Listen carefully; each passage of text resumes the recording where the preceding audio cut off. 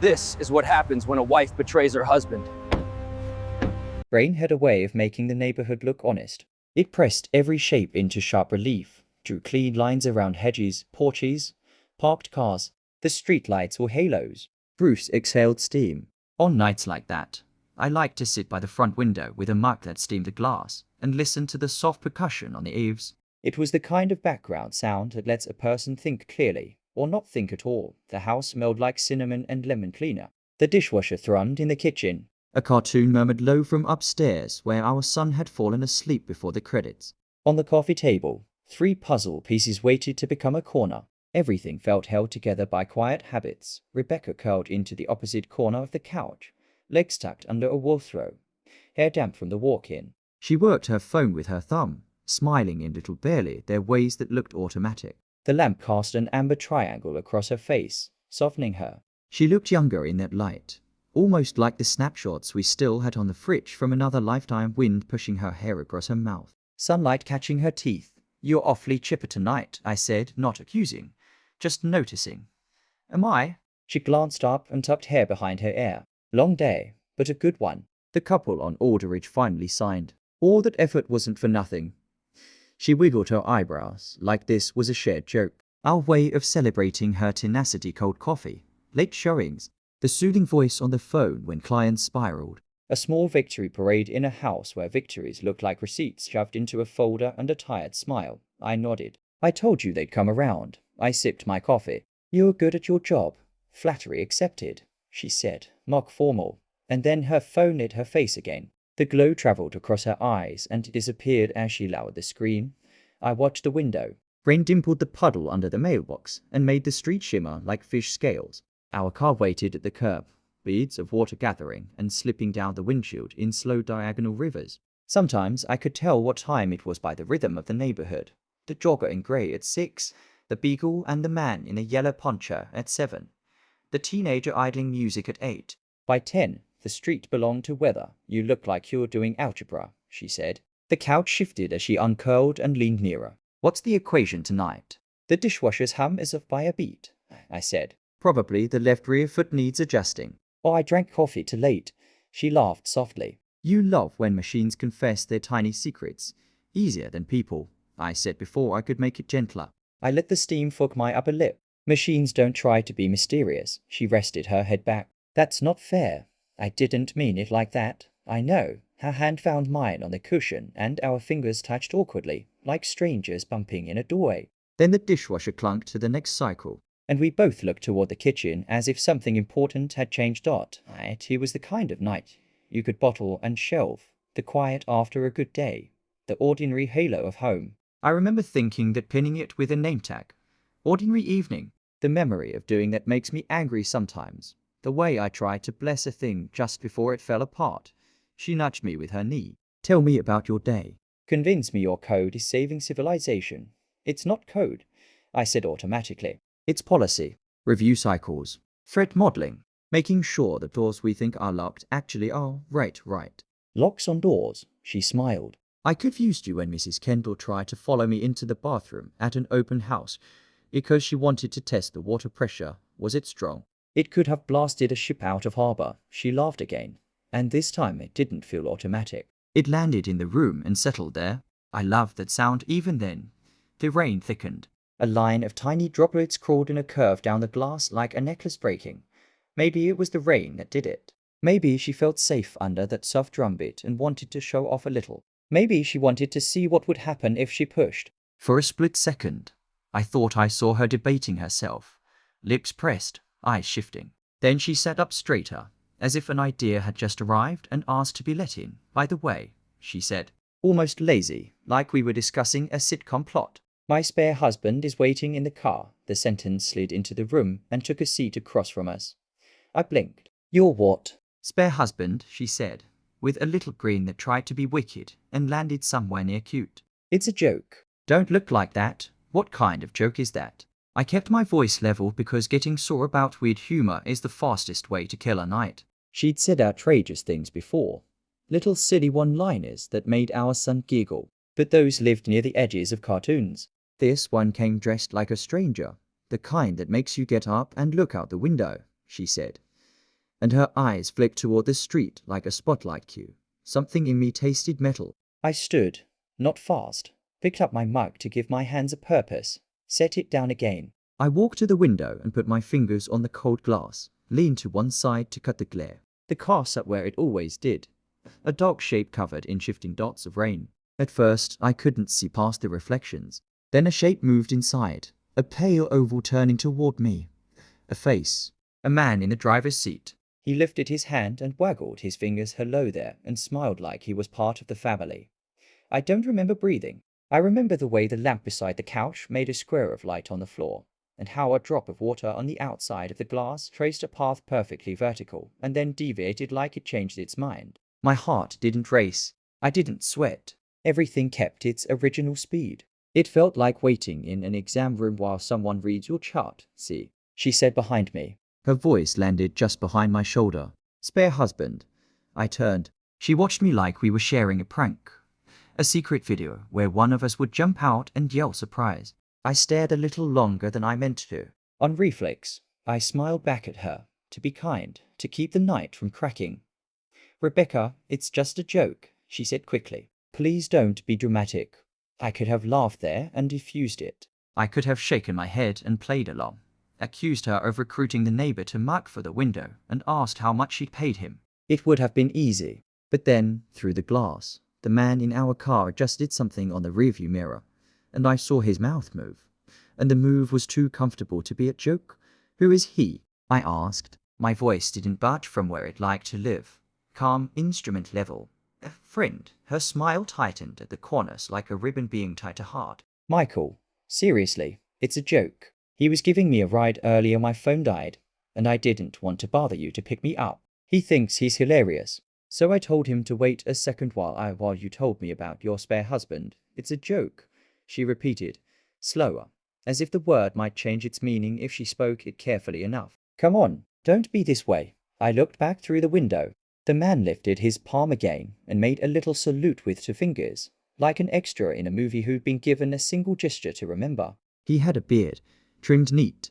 A paper cup sat in the console, the lid shining with a bubble of rain that had managed to get inside somehow. For a second, our eyes met 2 rooms away, through glass and fork and weather, and I thought, oddly, that he looked expectant, as if I were late delivering a line he needed for his next cue. I'll be right back, I said. Michael, I took my jacket from the hook. The sleeve stuck because the cuff had been inside out since the last time I wore it. I corrected it with a practiced tug. Habit. The key rack glinted by the door. My fingers found the right shape without looking. I didn't raise my voice or slam anything. This wasn't a storm. It was a procedure. The screen door squeaked the way it always does when the hinge gets wet. Rain met my face with a cool slap, slid under my collar. The porch light painted the steps in fool's gold, and beyond that, the night took over. I could feel her behind me. One step inside the door, holding her breath like a hand pressed flat against a quiet animal. I walked to the car. The rain made 1,000 small sounds on the roof that felt like whispers. The man rolled his window down 2 inches. Warm coffee breath drifted out. Hey there, he said cheerfully, the way one neighbor greets another in front of their yard. Nothing to see here. Sorry if this is weird. She said it would be funny. I said. My wife. He tipped his head as if to consider the phrasing, then nodded. Right. Yeah. Look, man. No need to make it a whole thing. He smiled like he'd practiced soothing strangers. We're just having a laugh. We just friends. He added quickly, seeing something in my face he didn't like. I dropped her earlier, that's all. She asked me to wait while she looked. I know how this looks. It's silly. He had a small scar near his chin. A pale thread. The kind that tells a story to the touch more than to the eye. There was something in his tone that rubbed against me the wrong way. It wasn't guilt, exactly. It was presumption, as if he had read ahead in the script and knew the stage directions. Husband sees harmless prank. Husband shakes head, men laugh. Wife rolls eyes. Could you step out of the car? I asked. He blinked. In the rain? Yes. He hesitated and then shrugged with 2 fingers, as though the weather were an obstacle he intended to charm. He opened the door and swung one leg out, then the other, and stood. We were close enough for the rain to hit his lashes and hold there, before wicking away. Up close, he looked older than through the glass. Not by much, but enough to matter. His jacket was expensive but carelessly zipped. The collar had a crease that didn't belong. I waited. He waited. It was the kind of silence that encourages someone to fill it. "I'm Eric," he said finally, putting out his hand like a handshake would fix the angle of this night. I didn't take it. He let it fall. "Okay, look man, I feel like we've gotten off on the wrong foot. She told me you have a good sense of humor. That must be why she married me," I said. "Because I find strangers in our car hilarious." He spread his hands in a mild, "What can you do?" "It's a prank." She said, "Stop telling me what she said." We looked at each other. Rain ticked on the car roof and rattled into the gutter. Across the street, someone's porch light clicked on and then off. I wondered briefly if we were being watched, if our quiet block enjoyed the little dramas of others from behind carefully parted curtains. The thought of narrators made something steady in me come to attention. "Don't perform," it advised. "Observe." "Okay," he said, voice friendlier still. "I'm going to go because this is coming across wrong, and I don't want to disrespect your place." He made a small gesture toward the house, a silhouette warm with lamplight. "She has my number. We'll talk later when this isn't." He searched for the word. "Charged." "It's not charged," I said. "It's raining." That startled a laugh out of him. He seemed grateful for it. "Fair enough." He glanced at the door. A shadow moved behind the glass, then stilled. "We're good." I wanted to close my eyes and wake into a different version of the evening, one in which this idiot joke dissolved into the sort you laugh about in 10 years. I wanted to be someone else for 5 minutes so I could rewind without knowing what I knew, that there are jokes that tell the truth without needing to explain themselves. "We're fine," I said, because it felt better to say the opposite of what I thought. He relaxed a fraction, relief widening his shoulders. "Drive safe." He slid back into the car. The engine coughed into life, a silver sound under the rain. He rolled the window down a fraction more and offered a last smile that asked me to be a good sport. "Didn't mean anything by it," he said. "You seem like a good guy." Then he pulled away. The taillights smeared themselves across the wet street like a brush dragged through paint and then rounded the corner. The street returned to itself, hushed and reflective. I stood there a moment longer, letting the rain soak the part in my hair, the collar of my shirt. My hands were cold. The porch light made the rain thick and golden around it. Behind the window, a shadow retreated from the glass. Inside, I put my jacket on the hook and set my keys in the dish. The clink sounded loud. The dishwasher hummed in long, measured phrases, oblivious. The living room smelled like cinnamon again, as if nothing had happened and the house were trying to convince me. Rebecca stood by the couch, arms wrapped tight across her stomach, the knit throw fallen in a bright heap at her ankles. She looked like a person caught off guard by a cold breeze in her own home. Her mouth opened and closed. "I told you," she said. It was a joke. I took my time answering. I walked to the coffee table, picked up one of the puzzle pieces, looked at the little patch of sky printed on cardboard. I knew where it fit and put it back without moving.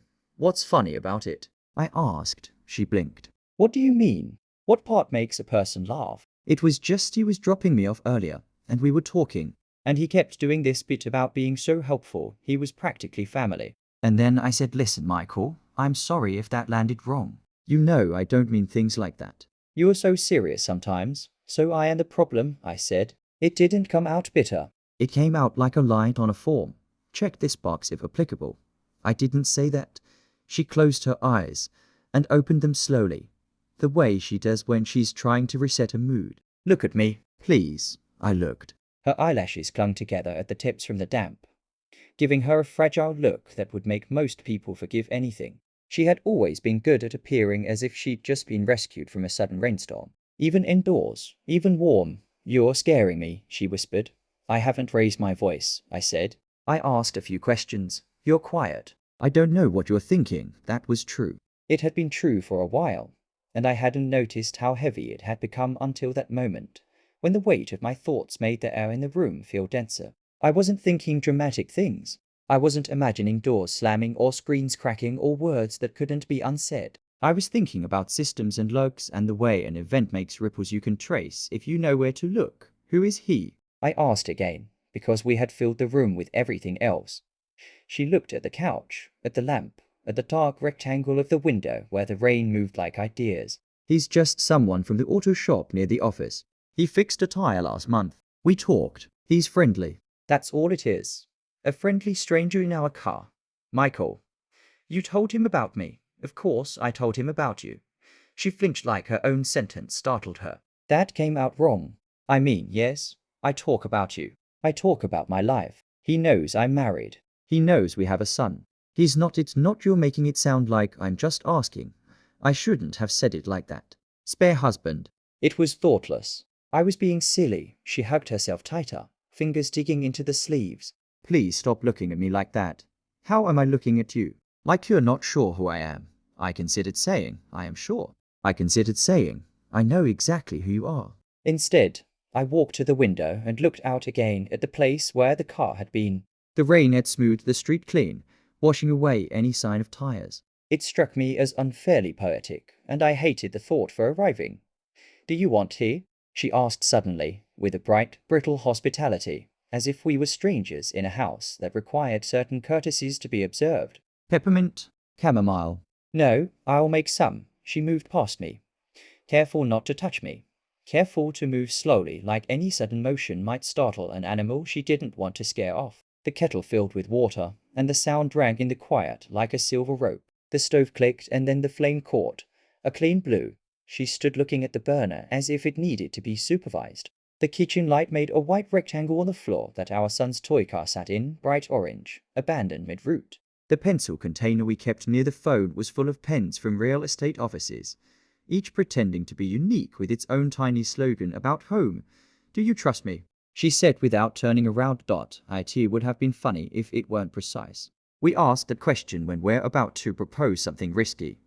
Something a little beyond the normal limits, a hand from a rooftop, a blindfold before a surprise. But she asked it like it was routine. Like trust was a switch on a wall we could flick up or down to adjust the light. I'm trying to, I said. She turned. Her hands folded together, thumbs moving back and forth in a small nervous stitch. I made a bad joke. I did. I see that now. He should have left earlier. I shouldn't have. I didn't think you'd look out the window. She swallowed. You're not supposed to take everything so literally, Michael. I waited for the kettle to start singing. It hadn't yet, but I could feel the pressure building invisibly. The way I used to time it when I was a kid, how long until the note, what kind of sound, what pitch. There is a point just before a whistle when the metal is packed with potential. I stood in that point and breathed. I don't want us to fight, she said. Not tonight, we're not, I said. We're talking. It doesn't feel like talking. She gestured in a helpless flutter toward the window.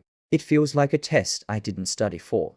The kettle decided and began its thin cry. She turned and took it off the burner with a small, shaking breath, as if it had scolded her. She poured water over a tea bag as if performing a ritual that would bless the room. The bag bloomed and spun. Steam climbed in a neat white ribbon that disappeared as it rose. We carried our mugs back to the living room and sat at opposite ends of the couch as if we'd been placed there by different hands. The cartoon upstairs had shifted to a screensaver of drifting shapes. A neighbor's car passed slowly. Its headlights made our wall ripple and then go still. I am sorry, she said again. I was showing off. He found it funny earlier. I thought you'd laugh. You used to laugh at things like that. I used to find a lot of things funny, she swallowed. Do you love me? The question hit me in an angle I hadn't braced for. It was so direct it felt unrelated. I think she meant it as a shortcut across this dark field. If I said yes, we could sew that answer across the night like a banner and march under it to the end. If I said no, then the floor would open. I married you. I said, that's not what I asked. I am trying to be kind. She stared at me over the rim of her mug. Her eyes shone, whether from steam or tears. I couldn't say. Michael, I'm sorry. The words were clear, simple, hard as stones. Please believe me. I believe you're sorry you said it, I said. I don't know yet what else I believe. She flinched like truth had blown dust into her eye. I hate when you talk like that. Like you're writing a report. I'm telling you how it is. I want to fix it, okay, I said. Start by telling me why he was in our car. She inhaled, then exhaled with a little tremor. He gave me a ride earlier. It started raining when I came out of the office, and you were in a meeting, and I didn't want to wait. He offered. He's harmless, Michael. He really is harmless. The word sat there like a folded blanket. You could tuck so much under it if you were practiced. Did you tell him to wait outside? I asked. Her eyes darted, calculating. I said, hold on a second. I didn't think you'd see. I wanted to make the joke, and then tell you everything. And then we'd all laugh, and then he'd go. And it would be one of those ridiculous stories we tell at Thanksgiving Sunday. I see. I set my mug down carefully. Probably because she flinched at the sound of ceramic on coaster. You wrote the ending first. She was quiet. She wiped at the corner of her eye with the knuckle of her index finger and pretended not to. The clock in the hall ticked a few seconds louder than usual, as if auditioning for a role. I think we should sleep, she said eventually. We're both tired. This is silly. It's not silly, I said, before I could soften it. It's not silly at all. She looked like she wanted to argue, then looked like she wanted to cry, then looked like she wanted to start over somewhere else. The three expressions crossed her face too quickly to settle. In the end, she nodded, small and resigned. All right, she said. All right. She stood and gathered the throw from the floor, folded it with unnecessary precision, smoothing each edge with her palms. She turned of the lamp, and the room shifted into a different shape. In the dim, the window reflected as faintly two figures on separate islands on the stairs. Her hand slid along the banister, pausing where the wood is smoother from years of passing palms. Halfway up, she said over her shoulder, almost lightly, "We're fine, Michael. We are," I said, because the sentence required its mirror. After she turned the corner, I sat in the dark a few minutes and listened to the house remember itself. The rain kept at it. The dishwasher sighed and fell still. Somewhere in the ducts, warm air moved with the patience of a long-distance train. I stood and circled the room once, not sure what I was checking for. I looked through the window again at the empty street. The light under the neighbor's porch flickered and stabilized. I picked up the remote and turned off the television upstairs from the console without going up, knowing the quiet would drape more evenly over our son's sleep on my way to the kitchen to rinse the cups. I noticed the umbrella by the door wasn't ours, black with a silver handle, the kind that collapses in a smooth, expensive click. I clicked it and clicked it again, not opening it, just listening to the mechanism. It was the sort of umbrella a person buys for themselves when they believe they won't lose it. I set it back beside our two cheap ones with the bent ribs and frayed tips in the kitchen. The kettle felt warm still, but not hot. The mugs had left faint rings on the coasters. The dish rack was a small city of silver and white. I rinsed the cups and placed them upside down to drain. My hands moved on their own long-practiced routes. Faucet, sponge, half-turn, clink. I stood a moment with the water running and then turned it off, because it was too much noise. I went upstairs. The hallway looked the way it does when the house is trying not to wake up. Shadows nested in each other, floor cool underfoot, a blanket of familiar shapes. Our son's door was ajar. I could see the glow of the nightlight, the soft mound of blankets, the way his breathing lifted and loud the creature-shaped comforter. I stood there until the rhythm of it calmed me, then eased the door to the same angle in our bedroom. Rebecca lay on her side, eyes closed. If I hadn't seen the pulse at her neck, I might have thought she was already asleep. I changed in the half-dark and slid under the sheet carefully, the mattress taking my weight with its usual muted complaint. "Are you awake?" she whispered, because whispering proved something. "Yes, I'm sorry." The words hovered above us and then settled on my chest like a light blanket. "I heard you," I said. A long quiet opened between us. Not hostile, not warm, simply wide. She shifted once and then stilled.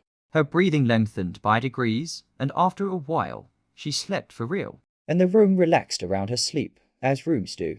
I lay awake and watched the rectangle of rain on the ceiling where the streetlight washed through the blinds. I tried to imagine the version of tonight where we laughed and it became ridiculous. Then I tried to imagine the version where I stormed and the night became something else. Neither felt true. What felt true was the way the word joke had sat there, and changed by explanation. What felt true was the shape of a man's grin through a foggy window. What felt true was the umbrella by the door, still wet. People think moments like these are like glass shattering loud, sharp, immediate.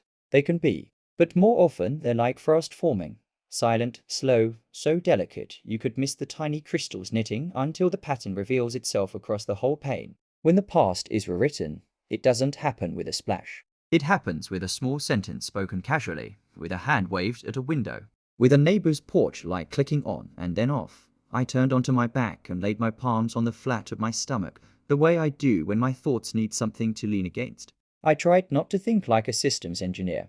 I tried not to classify or label or map. But the mind likes its tools, and mine began to line things up. Inputs, outputs, anomalies, points of audit. Not because I wanted to catch anyone, Because when a house creaks at a new frequency, you listen, not to be suspicious, but because listening is how you keep a structure sound downstairs. A car door thumped somewhere out on the street, one of those late-night returns that come with the heft of a day. The sound traveled through the floorboards and the wooden bones of the house. Then the night settled again, rain smoothing everything down with patient hands. Spare husband, I said aloud into the dark, testing the phrase.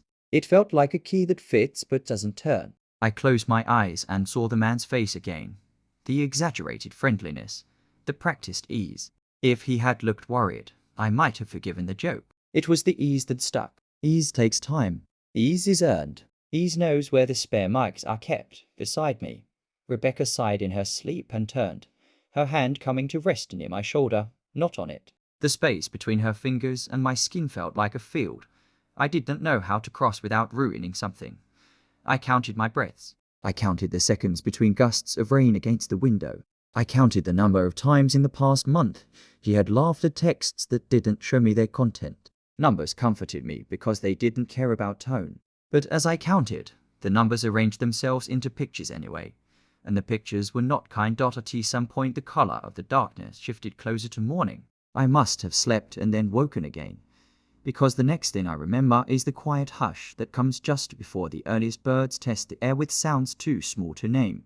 I lay there feeling the house breathe the vents, the tiny settling noises, the whisper of fabric when someone turns. I knew then that nothing dramatic would happen in the morning. There would be toast and backpacks and a reminder to bring a signed form. The day would be ordinary because days are loyal to their routines. I also knew that a sentence had been spoken in our living room that would not go away. It would sit with its elbows on our table and listen to everything else we said and not say a word. It would be patient. I decided not to speak first when the sun rose. That is what I decided, lying there listening to rain end and the streetlights click off in their invisible sequence. I would make coffee and measure grounds and butter toast with the edge of the knife the way I always do. I would pack a lunch with the apple he likes and the note I sometimes slip into the zip pocket. I would settle a backpack on small shoulders and adjust the strap. I would not perform. I would not explain. I would not rescue. When I finally slept for an hour, the sleep came like a short fall into a soft place. In the dream, I stood in front of a window that wouldn't fog no matter how I breathed on it.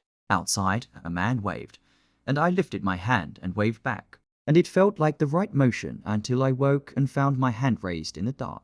Halfway between a hello and a promise, the morning would arrive courteous and helpful, as mornings do. It would hand me a list of tasks and ask me to check them off. I would oblige. And all the while, a sentence would sit quietly in the corner, shining just enough to be seen. Morning arrived with its usual clipboard of tasks, polite and insistent. The house smelled like toast and wet coats. I buttered slices with the dull side of the knife because it leaves fewer grooves. Packed an apple and the note my son pretends not to like, but secretly keeps "you've got this." Champ and zipped his lunch closed with the same small prayer I say out of habit. Let the day be gentle. Rebecca moved around me with a careful grace that made the space between us feel choreographed. We didn't bump elbows or reach for the same mug. Our sentences were utilitarian, like labels. Do you know where the permission slip is? She asked. By the keys, I said. Left of the bowl. She nodded, still avoiding my eyes. Our son came down the stairs in 2 loud bursts, shoes untied, hair trying to stand upright at the crown like a tiny flag. I bent to tie the laces and kissed the top of his head, which still carried the clean sleep warmth of his pillow. Dad, he said into my shirt, Coach says we might switch fields next week. The one near the big blue slide. Good, I said. The turf on field 2 at your knees last time, he grinned. I beat it. That you did. Rebecca watched us with a face that couldn't decide which version of the morning to commit to. Then we all did what people do. We pretended the day was ordinary long enough for that to become true, at least on the surface. She took the front seat. I took the driver's, our son behind me. The same radio station low enough to be ignored. At the drop of the line of cars inched past the curb where volunteers in bright vests guided traffic with cheerful authority. Our son unbuckled, hugged us both in the exact ratio. He always kept 2 quick squeezes for me, 1 longer nestle for her, and then jogged off into the flow of coats and backpacks. I waited for his small hand to flash a wave above the shoulder line like a boy. It did. The wave calmed a part of me I didn't know was agitated. On the way back home, Rebecca traced the seam on her jeans. About last night, she said gently, eyes on the windshield. I'm sorry. I hurt you. I don't want to be silly like that again. Good, I said. Let's not. She breathed out, relief shaped like a sigh. Tonight, I'm showing a townhouse over on Greenway. 7 o'clock. Should be quick, I nodded. Text me if you're late. I will. At home? She gathered a folder and a smile like people were into daylight. We're okay? She asked from the doorway, a question dressed in hopeful stripes. We're awake, I said. We'll be okay when we're okay. She accepted the riddle because it freed us both. The door closed with its ordinary latch click. The house exhaled. I stood in the quiet and let the ordinary sounds resume. The heater's low muzzle, a branch tapping the gutter, the distant plumbing gossip of a neighbor's shower. Then I moved to my office. The silver rectangle of my laptop waited under the morning light like a reliable witness. I sat, opened it, and watched the screen climb from black to a familiar blue, then to the clean welcome of empty desktop space. The wallpaper was a photo from last summer at the lake. I minimized it with a flick. Beautiful things are not always helpful when you need to think, and began. I started with the easy places. Our bank. People reveal their patterns with money without meaning to. The login pinned a text code to my phone. 2 seconds later, I was inside the ledger of our lives. Groceries, steady, predictable. Gas, every other week. Mortgage, the same monthly draw. Its amount a neat, stubborn number I could recite in my sleep. Then the smaller things, the coffee shop where the owner knows my order. The bookstore where our son bargains for one more chapter. I scrolled. My attention snagged on an entry that looked like a pebble on an otherwise smooth road. Every motor to 80. Not a universe-shifting sum. Not suspicious by itself. I clicked into the detail. 2 weeks ago, I tried to recall what we'd fixed. Nothing. Our car had not been in the shop in months. We rotate tires in November. Oil is on a schedule. Nothing had beeped for attention. I searched the term. Every motor appeared 3 times in as many months, each for small amounts of belt, of filter, diagnostic. The subtotals were low enough to be camouflaged by the larger life numbers. I opened my notebook and wrote them down with dates and times. The act of writing steadied my hands more than coffee ever could. Next, her Venmo feed. People treat these public diaries as harmless. They are, until patterns want to be noticed. Most of her entries were boring and honest. Coffees split with a colleague, a gift for a baby shower, a repayment from her sister for concert tickets.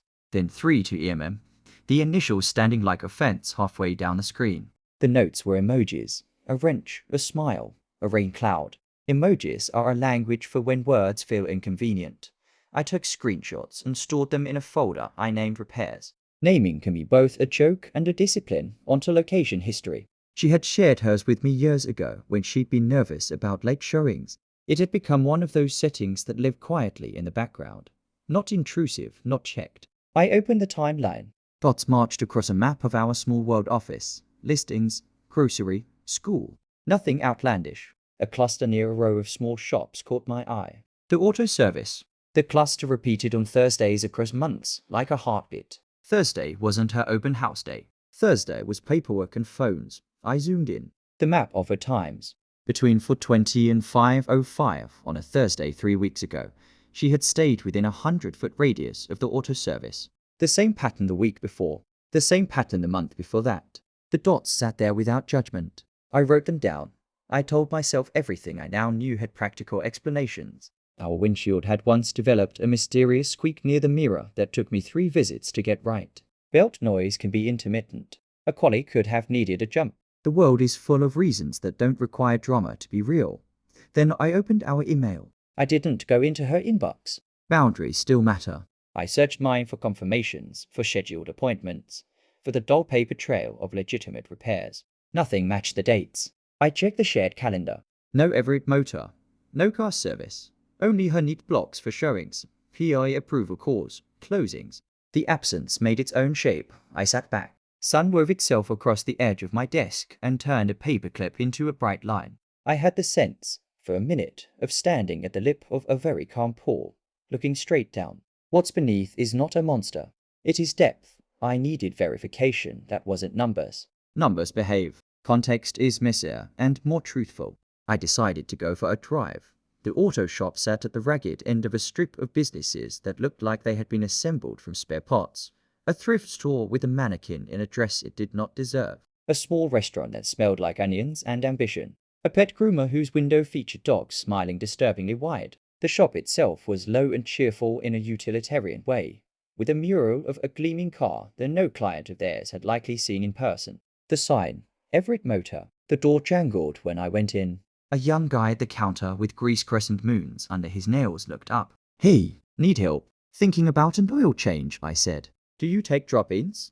"Depends on the day." He flipped a page on a clipboard. "Name, Michael Hale." He wrote it. While he did, I glanced around. The waiting area had 3 chairs, a leaning rack of magazines whose covers featured impossible engines and improbable women, a water cooler with a stack of cups tilted like a competing tower. Behind the counter, past the doorway, a man laughed at something set near the lift. His laugh had too much ease in it for mid-morning, someone who arrived at comfort quickly. "Today's not great," the young guy said. "But if you leave it, we can get to it after lunch." "I'll swing back," I said. "Thanks." I started to turn, then paused. "Hey, quick question. Do you keep invoices on file? I think my wife may have brought our car in here a few times, and I'm just trying to keep our records tidy." "Sure. What's the last name?" "Hale." He tapped at the keyboard, leaned back, scratched his chin with a pen. "Hale, Hale." He frowned in the way people do when staring at data that exists but refuses to show itself quickly. "I don't see a Hale. We might have used her name," I said. "Rebecca, ah." He nodded and typed, then smiled. "Yeah, she's in here. A few visits. Small stuff." My mouth felt dry. "Do you have dates?" He read them aloud. "They match the Thursdays." "She's nice," he added, as if that helped. "Brings donuts sometimes." "Good to know." I smiled with only my teeth. "Thanks." Outside in my car, I put both hands on the wheel without starting the engine. Nice, I thought. Donuts. I tried to picture Rebecca carrying a box with a ribbon string, laughter trailing behind her, and felt a mixture of tenderness and something sharper. People can be kind while they are being unkind about something else. It is one of the difficult truths about us. On my way home, I took a detour past the soccer fields. The big blue slide watched the empty park like a friendly lighthouse. A gull had claimed the tallest goalpost and looked outraged at nothing. I sat there with the engine idling and used the car's dashboard screen to access the footage from the small camera I'd installed a year ago after a break-in down the block. Nothing dramatic, not even paranoid, just my way of keeping a ledger of the immediate world. 30 days of backward-looking memory. The interface was clumsy but honest. I scrolled back to last Thursday at 4:30 p.m. The timeline said the car had been parked near the auto shop there, not at the field. The following Thursday said the same. The Thursdays kept time like a metronome dot in my head. I heard Rebecca's voice saying harmless in the tone she uses to soothe our son after a nightmare. That tone had always worked on me too. It's hard to argue with soft syllables. Back home, I made coffee that tasted like concentration and opened the folder where the cloud for our door camera keeps its files. I hadn't combed it in months. It had recorded a parade of packages, neighbor cats, and the mail carrier's meticulous bag. I filtered by faces. The software surfaced ours. A few unfamiliar couriers. A woman who sells hand-knit scarves door to door. And one more face the algorithm thought it recognized as coming back often enough to be labeled. It was a poor approximation. The man's beard confused it. It filed him under visitor. The first time, 4 months ago, around 4 in the afternoon. He didn't look toward the camera. He didn't need to. The top of his head and the edge of his jaw were enough. He didn't enter our house. I had not expected him to. He waited by the curb. Rebecca walked out, and for a half second, as she reached for the passenger side handle, her hand pressed the hood of our car where a sticker of a small dinosaur sits, the one our son placed slightly crooked last fall. She steadied herself and laughed at something he said through the open window. It was a laugh I recognized as being intended for an audience of 2. I made a fist and unmade it. I kept going. The next clip was rain. The camera's ability to see through water degraded to impressionist streaks. The one after that, our son biking in a loop. The bell a small bright ring in a grey afternoon. Rebecca clapping. The man's car at the curb. He stayed inside at that time, or the angle lied. I scrolled, 2 weeks later, them on foot, mid-conversation. She touched his arm and the motion was casual and practiced. He looked down at her hand like it found its way there often. Then he did a thing I'd done 100 times myself without thinking. He reached to open the passenger door for her while finishing his sentence. The door swung wide. In the back seat, the corner of our son's booster seat was clearly visible bright pattern of rockets because I had moved it there the previous day after cleaning the car. The man didn't look. She didn't look. They were in the habit of not noticing details when those details belonged to a life that wasn't the one they were acting out in that moment. I told myself I was reading too much into a grainy slice of an afternoon. I told myself I'd built a story out of pixels. Then I watched the clip that removed the part of me that wanted to be comforted. It wasn't dramatic. The camera caught only the corner of the driveway where the hedge dips. Their faces were not fully visible, but the way bodies occupy space tells its own clean truth. He stepped close. She looked up. His hand hovered for a fraction of a second in the air like a bird considering a landing. Then it settled at her cheek, quick and sure. She didn't step back. She tilted.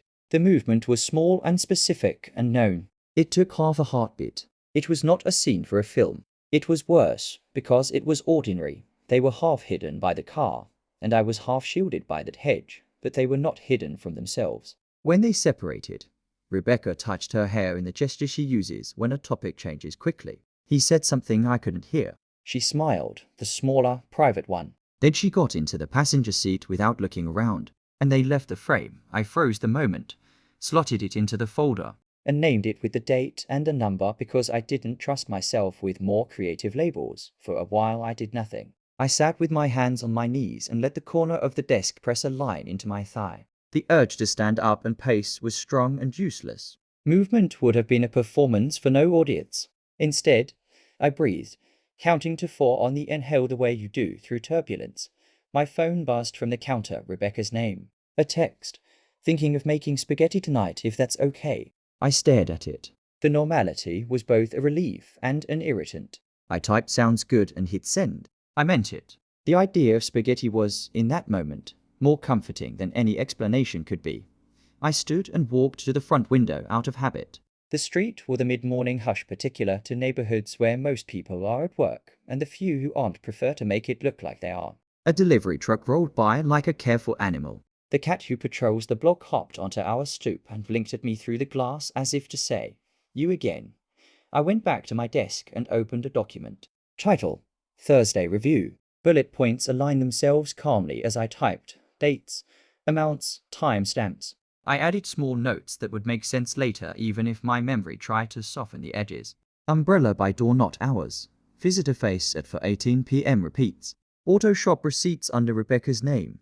Evidence is protection against the story a lonely brain will tell itself in the quiet. The cursor blinked at the end of the list. I added one more line. Do not act today. Then I copied it and pasted it again and again, until the page had a small thicket of the same admonition. It looked silly and helped not be why noon. I felt capable of eating without tasting paper. I made a sandwich that I suspected I would not remember later, washed the knife immediately, and placed it back in the drawer at the exact angle that keeps the drawer from catching. I set a glass of water to my left like an anchor. Then I went to work. The kind that pays and occupies hands and gives a person a way to be useful in the world. It felt pure in a way that was almost comic. A security policy document that argued convincingly for least privilege access. Even my professional life enjoyed irony. Around 2, my phone chimed with the doorbell camera's notification.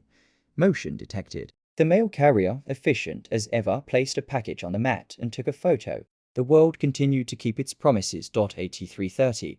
I drove to the school and waited in the line of cars listening to a radio host argue with a caller about the proper way to stack firewood. It was soothing, their confident nonsense. Our son came out wearing his backpack like a parachute and climbed in, breath forking the window in a perfect circle that he immediately drew a smiley face on. How was the day? I asked. Lunch was weird, he said. The carrot sticks were soft. That's a crime, I said, the words spilling out before I remembered I was avoiding judge-like humor. He laughed anyway, and told me a story about a kid who can juggle 2 oranges and a roll badly. We drove to the fields because he wanted to shoot in the open goal for 10 minutes. The sky had that tender look it gets before evening decides what color to be. He lined up shot after shot, missing most and improving with each miss, his tongue peeking out when he concentrated like a copied habit from me. I cheered at the right moments and offered one small adjustment. He accepted it and then improved on it. This is what hope looks like in a body. Repetition shaped by attention. At home, I set him with homework and washed the mud of the bowl with a dish sponge that will never forgive me. I checked the clock. Nearly 5. Rebecca's showing would begin in 2 hours. She texted, running to the grocery for garlic bread. Be home by 5:30. I replied with a thumbs up and wondered when the emoji had replaced sentences in our marriage and whether that fact mattered when she came in. The air followed her with the cold smell of early evening. She set the bag on the counter and took out bread, a jar of sauce, a bunch of parsley. I thought we could do salad too, she said. Her hair was pulled back, a few strands escaping in the way I have always liked. She moved easily, and for a moment, I watched her as if she was simply a person in my kitchen again, not a mystery to be solved during dinner. Our son explained the math trick he'd learned that day, and I pretended to be fooled by it, which is how magic works. Rebecca asked him about a classmate who'd been having a hard time, and he reported that the classmate had brought a new pencil that looked like a rocket and therefore everything was better. I wanted to live in a world where rockets could fix most things after. Rebecca rinsed plates and said, too breezily, I should go early. Check the lights. You know the drill. I nodded. Drive safe. She dried her hands and stepped closer in what looked like a rehearsal for touching my arm, then thought better of it. We're okay? She asked, the question again, doing its rounds. We're talking, I said. That's not nothing. She watched me a second, wanting more. I didn't give it. She took her coat, kissed our son on the hair, and left. The door closed. The gentle house sounds resumed. The clock announced 6:04. I could have spent the rest of the evening grading spelling words and cleaning the stove. I could have watched a documentary about trains and learned something harmless. Instead, when homework ended and the bedtime routine began its predictable descent, I told our son I had to hop out for 20 minutes and that Mrs. Valdez across the street would watch TV in the living room while he read. He accepted this without drama because Mrs. Valdez is a legend who brings homemade cookies that taste like history. Mrs. Valdez arrived with the promised plate. Go, she said, waving me toward the door. I'll teach him gin rummy in your absence. Please don't, I said. She smiled the way people smile when they already plan to do exactly what they want. I drove. The sky had deepened to a blue that invited lamps to matter. I parked a block from the auto shop and walked the rest in a way that would look like someone going to the grocery for milk. The shop's front was dark. The back lot was not. From the sidewalk, through the chain link, I saw a car I recognized. Not ours. His. The bumper sticker I'd clocked. From the video, some fishing reference. That tried too hard made it unmistakable. I crossed to the small restaurant 2 doors down and bought a bottle of water I didn't need from a polite teenager who wished me a great night like this one had potential. I took a seat by the window with a view of the lot and sipped the water slowly, counting the minutes as if they were something valuable being spent carefully. At 6:42, Rebecca's car slid into the lot. She parked not next to his, but near enough that the habit of convenience could be observed from space. I did not photograph anything. Not then. I did not want to be that person yet. I stood and threw away a full bottle of good water and walked back to my car like someone whose evening plan had changed to tea home. Mrs. Valdez and our son were arguing about whether kings can be used in speed solitaire. She left me to cookies and a wink. Bedtime proceeded with its usual negotiations about story length and light levels. When the house settled again, I opened the door camera app. Nothing new. I checked the car footage. At 7:01, the screen showed my empty driveway. At 7:19, headlights grazed the far curb and slid past. At 7:52, Rebecca texted, running late, they had questions. At 8:34, another, on my way. She came in at 8:51 with the smell of someone else's staged air freshener clinging to her coat. She kissed our son's forehead lightly and came to the couch where I sat with a stack of work that did not need me. They were indecisive, she said, dropping her keys into the dish. You know the type.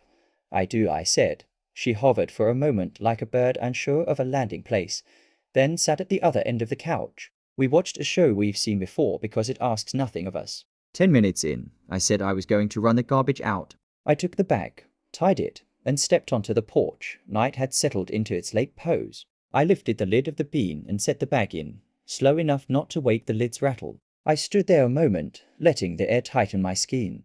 On the far side of the hedge, the street recorded no footprints. The world keeps its dignity by covering up. Back inside, Rebecca had fallen asleep sitting up, her head against the couch back, mouth slightly open in the unflattering honesty of rest. I watched her for a second, the way one watches a stranger sleeping on a train. Careful, curious, aware of propriety. Then I turned off the TV and tucked a blanket across her legs, because kindness does not cease to be kindness, because it is complicated. I went to my office and closed the door. I opened the folder one more time and watched the clip again. Not to torment myself, to be sure I wasn't inventing. The hedge, the angle, the small tilt.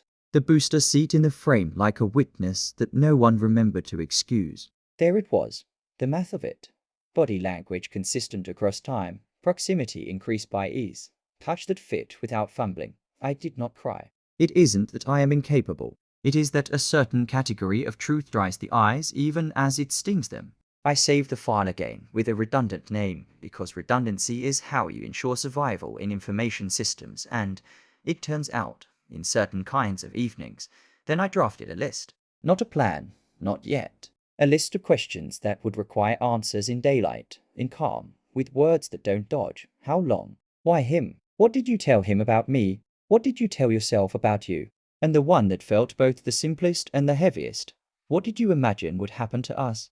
I sat with the questions until my breathing slowed to a rate that would encourage sleep to consider me. I closed the laptop and sat there a moment longer in the soft blue of the power light.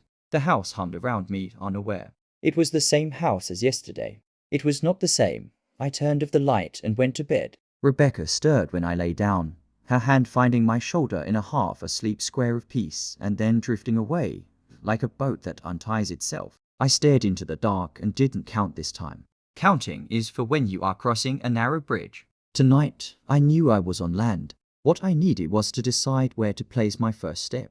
I set the table like it was any other Thursday, to plates, to glasses, the good napkins because they fold cleaner. The pasta waited under a lid, the garlic bread cooling on a rack so it would not go rubbery. The house smelled like familiarity trying its best. I had placed the folder on the chair by the hutch, closed and remarkable. I did not want drama. I wanted light and gravity. Rebecca came in at 7:30 with wind in her hair and that bright, just-in-time smile that loosens knots in other people. She kissed the air near my cheek and washed her hands a second longer than necessary. How did it go? I asked her, serving. They loved the kitchen, she said. Island big enough for 6 chairs. I told them to picture holidays.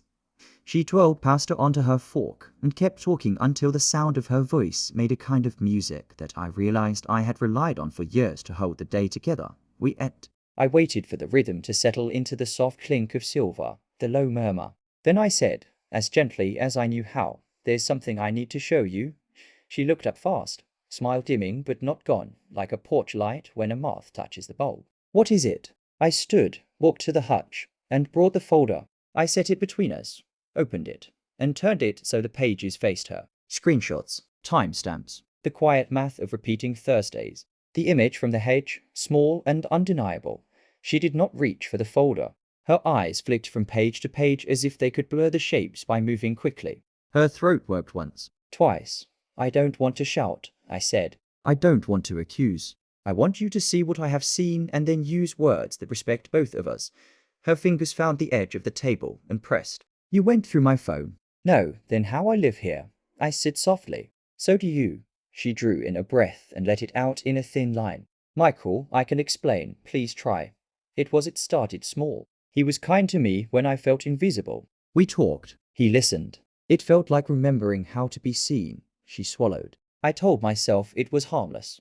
I told myself it was a relief. I told myself a lot of things that were easier than the simplest one. "You decided I would not notice," I said. "You decided the ending before the story earned it." Her eyes filled. "I decided I didn't know how to ask you to look up from your careful world and choose me like it was the first time. I am looking now," I said, and the steadiness in my voice surprised me. "What do you want me to see?" She closed her eyes. When she opened them, something honest had arrived. That I crossed a line. That I kept crossing it. That I told myself you would forgive the distance if I kept the house moving smoothly and the calendar full and the dinners warm. "I am ashamed." The word landed between us with a weight that felt real. I nodded once. "Thank you for saying it." She reached for my hand and halted halfway, as if there were a pane of glass there I had installed. "What happens now?" I turned the last page in the folder. Paper copy of a notice stamped by a clerk that morning. Calm and formal. Petition. Proposed parenting plan. A line from my attorney's email about timelines and the difference between facts and noise. Her face went pale at the edges, like a photograph left in sun. You already, I am not trying to surprise you, I said. I am trying to choose a path that protects our son and my own dignity. I will not smear you. I will not tell stories to neighbors. I will not raise my voice. I will also not pretend this is a temporary weather pattern. She touched her napkin to the corner of each eye and placed it flat again, aligning it with the grain of the wood. Will you take him from me? Her voice was small and fierce at once. I will ask for the arrangement that keeps his days predictable and kind. I will not use him as a ledger entry. I know you love him. Love can be true while other things are not. She stared at the evidence again, and then away, as if the room could offer an alternate version if she checked enough corners. What about him? She asked, and I understood she meant Eric, but could not say his name here. Are you going to? I am going to send his workplace the records that bear on a company car he used for visits that were not work. I said, I will not invent. I will present. What they do is theirs to own. She flinched. Then she nodded, one quick, clean motion, as if agreeing with a sentence she didn't like. You're very calm. I am tired, I said. Calm has to do the lifting when the other things would break furniture. We sat there. Two people who had once built a world out of hand-me-downs and jokes and a lake photo on a laptop, now calculating where to place boxes. She reached across and put her hand on the folder and pressed as if to stop the pages from moving. I don't hate you, I said, because I could feel her bracing for it. That would be easier. I am choosing not to live with someone who can look at me and say the words she said and call it harmless. I am choosing not to be the person who accepts that. I am sorry, she whispered, not to defend herself this time, but like a prayer with no expectation of being granted. I know, I said. And still, she cried quietly. I let her. When she had no more tears to give to this room, I gathered the dishes and washed them, because the pasta would harden if left, and I intend to keep small promises even when larger ones fail. I did not hold it against the dish soap for smelling like lemons.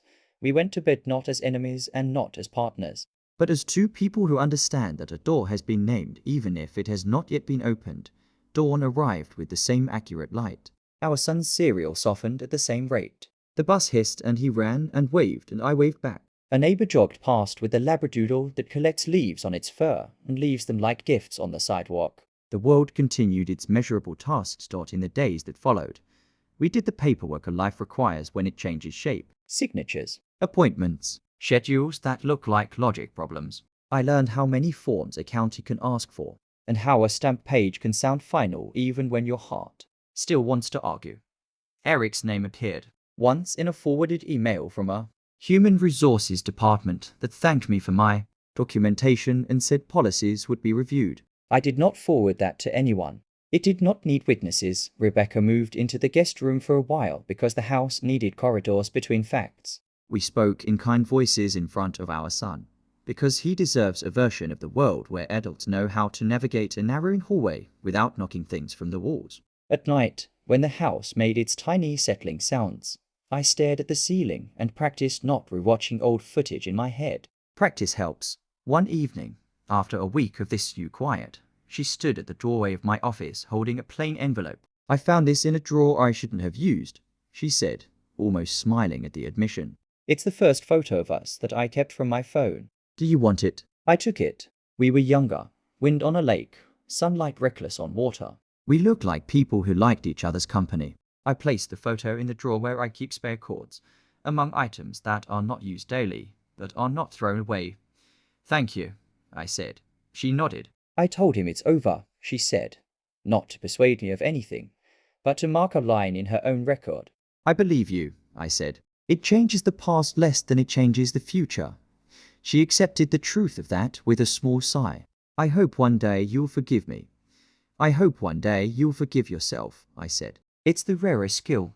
Our son adapted with that resilient seriousness children can show when they decide to take care of the adults a little. He asked practical questions. He wanted to know which nights he would be where, if his plant could travel, how many socks should go in each drawer to make mornings efficient. We answered without drama. I wrote it out like a train schedule. He taped it to his wall and underlined the days that included pancakes. The first night in the apartment I rented 3 miles away. The radiator chattered and the window overlooked a tree that seemed always to be deciding whether to bloom. I set a plate and a glass for one and ate standing up because chairs felt extravagant. I arranged the photo from the lake on the shelf, not to hoard myself, but to remind me I once made good choices, and I will again. Later, in the soft hour when the city quiets but does not sleep, my phone buzzed. A message. Are you happy? No name needed. The question was a familiar shape. I stared at it for a long minute, not because I did not know my answer, but because I wanted to choose the right silence. I deleted it. I turned the phone face down and opened the window an inch. Rain was not falling, but the air carried that clean promise. Somewhere, a train moaned a low note that sounded like patience. I stood there and let the night do what it is good at. Making room. Happiness will come in sturdy pieces. I think toast done right. A clean shirt. A soccer game where grass stains mean time well spent. I do not need fireworks. I need breakfast and a calendar that tells the truth. The next morning, I woke before the alarm. The apartment was unfamiliar and also easy. I made coffee in a pot that will one day learn my habits. I placed a note in a lunchbox for a boy who reads them when nobody looks. You've got this, champ. Outside, the tree decided, finally, to bud.